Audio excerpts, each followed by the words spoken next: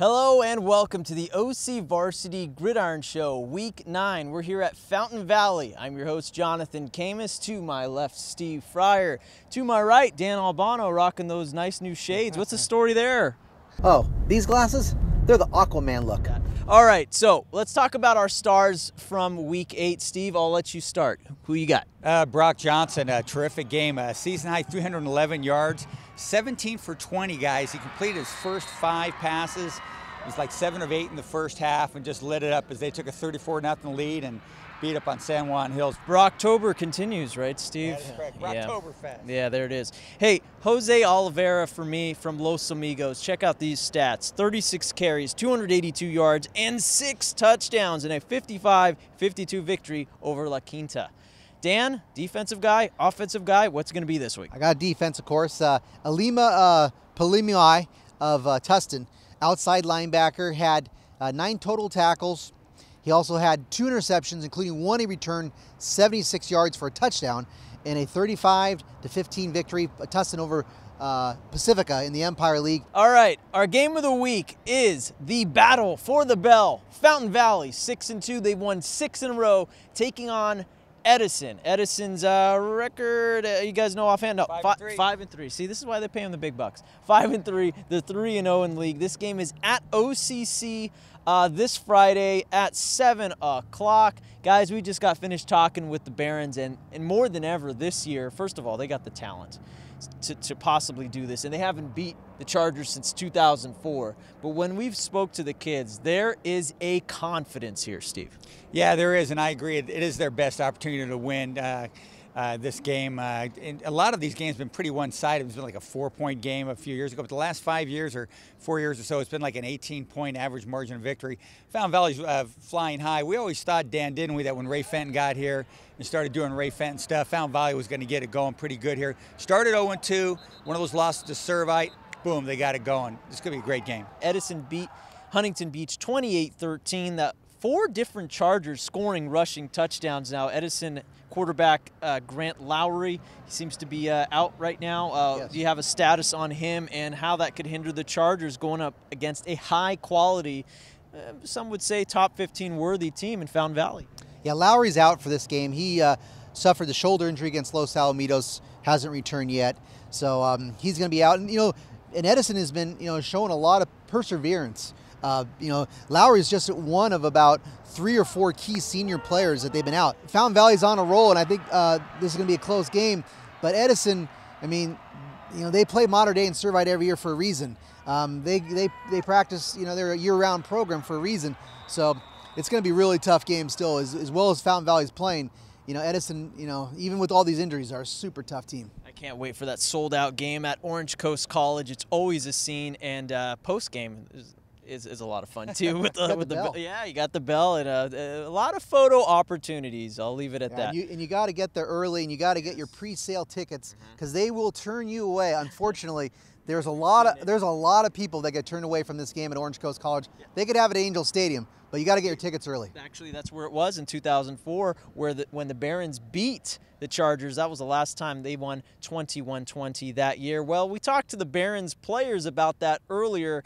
And here's what they had to say about this battle for the bell matchup. We really got to fight the mental part of it of being little brother. We don't, at some point little brother grows up, and hopefully we've grown up this season. You get a lot of attention from the school, all the teachers and staff and people that have been here for many, many years, always asking about it, oh, how you feel about the game, you ready, and you just get a bunch of attention from everybody, so it's kind of cool. I think this game is the ultimate test this season because I've been talking about this game ever since I came here, and now we actually have a chance of winning it. And this game means a lot to me because we haven't had it since I think 2004, and 11 years, that's a long time.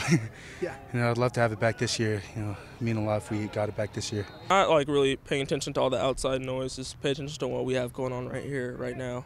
Just believing what Coach Finn says and the rest of our coaching staff and just being focused all throughout the game. Our thanks to the Barons for having us earlier today. And Steve, we have a great matchup on Thursday, Dan, as well. Foothill versus Villa Park. Both teams are 1-0 in the Crestview League. Foothill is riding a 3-game win streak, and Villa Park is undefeated. Steve, Foothill beat Esperanza last week 31-10. Villa Park just rolled over Yorba Linda 38-0. Have you seen either of these teams, and what should we expect? Well, I haven't seen either one of those two, or either of them either for that matter, but what I think is Villa Park is still the superior team.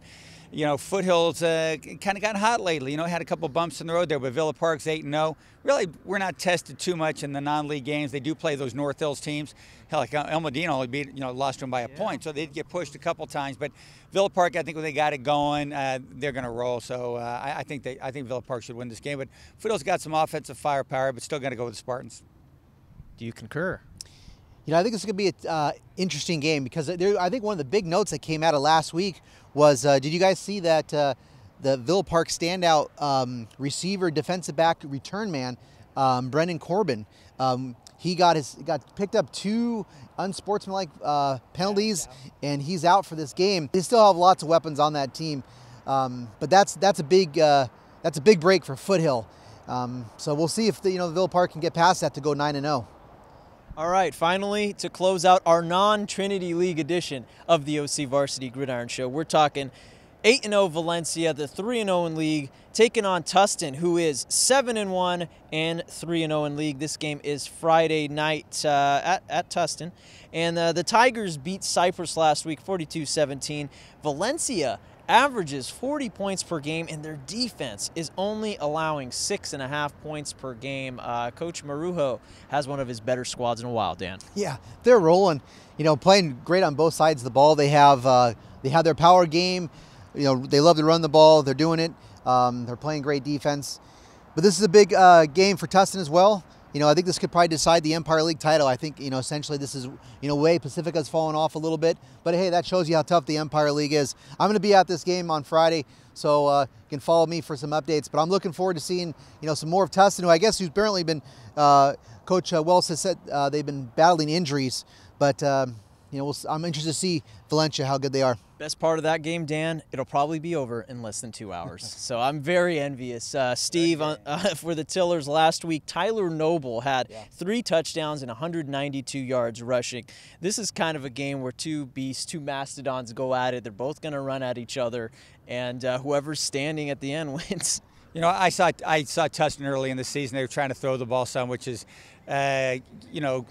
not very characteristic historic of their program, but I think lately, if you take a look at their stat package, you see they're running the ball again like they used to when they were dominating for so long. So you're going to see a game like that. But I like Valencia a lot in this game. I think Coach Maru does have a special group, maybe like a semifinal sort of team. I don't know, because that's a good division. But yeah, Southwest is pretty tough. But yeah, I like Valencia in this to win this game, and heck. Take a 10-0 record going into the playoffs, man. I think that's it. The Tigers got a good shot at that. All right, our thanks to Steve Fryer, our thanks to Dan Albano. That's it for the OCVarsity Gridiron Show, but we implore you to watch the OCVarsity Gridiron Extra tomorrow. I'm your host, Jonathan Khamis, and for all your latest football updates, check out OCVarsity.com, where we've got you covered.